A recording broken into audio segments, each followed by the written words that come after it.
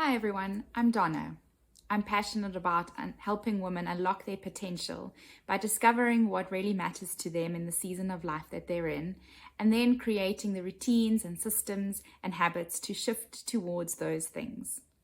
One way to shift towards what matters is to create a vision board. And in this video, we're going to be chatting through what a vision board is, why it's such a useful tool, and then a few steps of how to create your own vision board. If you've never done this before, maybe you can listen to the video first and write down the steps that we discuss, and then take the time to create your vision board after you've watched the video. Or you can pause as you go along and create your vision board as we go through step by step. Let's start with what a vision board is. A vision board is a visual representation of your dreams, your goals and intentions for the year or season that you're in. It helps create focus.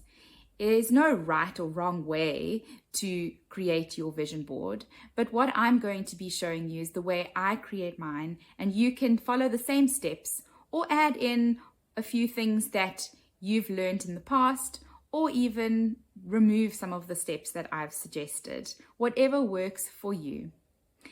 You can create a digital copy that you can save as your desktop background, or you can create a copy that you print out, or I've also seen people cut out pictures from magazines or photographs and create their vision board in a hard copy version.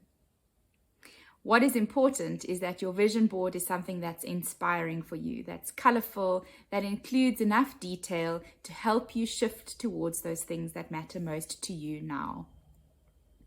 Then it's important that you see it often. So what I like to do is put my vision board in the front of my daily planner so that I can refer to it every day almost. When my diary opens, it's right there, right on the front page, to help me remember the actions that I've set for the year to shift towards the things that are important to me at this time. Studies show that if we see our visions and our goals often, this increases our motivation and the action that we take to get there. It's all very well to have intentions in place at the start of the year or the start of a new season, but it's the actions that we need to take that help us shift towards those goals and those intentions. A vision board helps us keep on track because we see those intentions and the actions we need to take often. I remember back in 2010 creating a vision board that included a lot of cut out pictures of people doing exactly what I am doing today. So a vision board doesn't only have to be for a limited time period. It can be for a longer period of time, but it creates a clear direction of the direction in which you want to go, the hopes and dreams that you have for the season or for a longer time.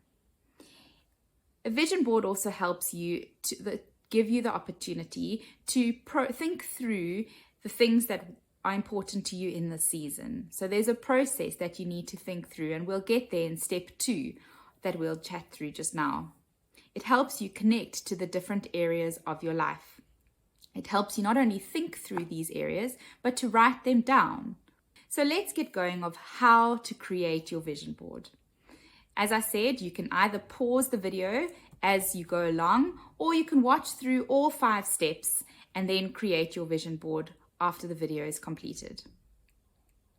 Let's start with step number 1, and that is to determine or decide your word of the year or your word of the season. This is one word that you would like to be or do in this season. It summarizes what's important to you right now.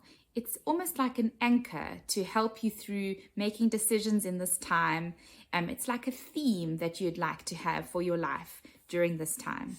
So I like to put my word of the year in the center of my vision board, right in the middle, so it's big and center. What you can then do is write around that either the words of a song that is particularly meaningful for you during this time, or a scripture verse, or even a quote. You can write those around also your word, where you can see it in the middle You can see it bright and center. The next step is then to create areas in your vision board that reflect the areas of your life that are important to you right now. So 5 common areas, if you don't already have your important areas for your life, are friends, family, health and wellness, spiritual or personal growth, and your work or your business. Those are 5 of the common balls in the air that we have. But if you have your own different areas, then you can add those to your vision board as well. This step requires you to put those headings down around your vision board. You don't need to include detail just yet, just the headings. So I've got family, friends, finances, fitness or well-being. So just as an example, those are 4 areas that you can create headings for around your vision board.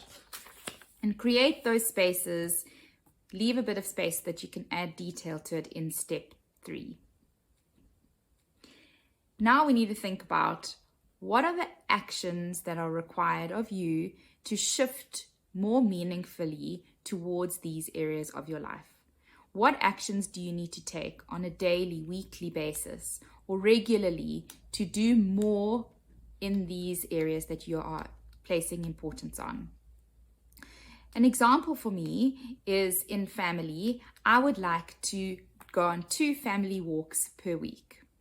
So you might ask, why only 2 if there are 7 days in the week? And that's because 2 family walks is a realistic, attainable goal that we can have.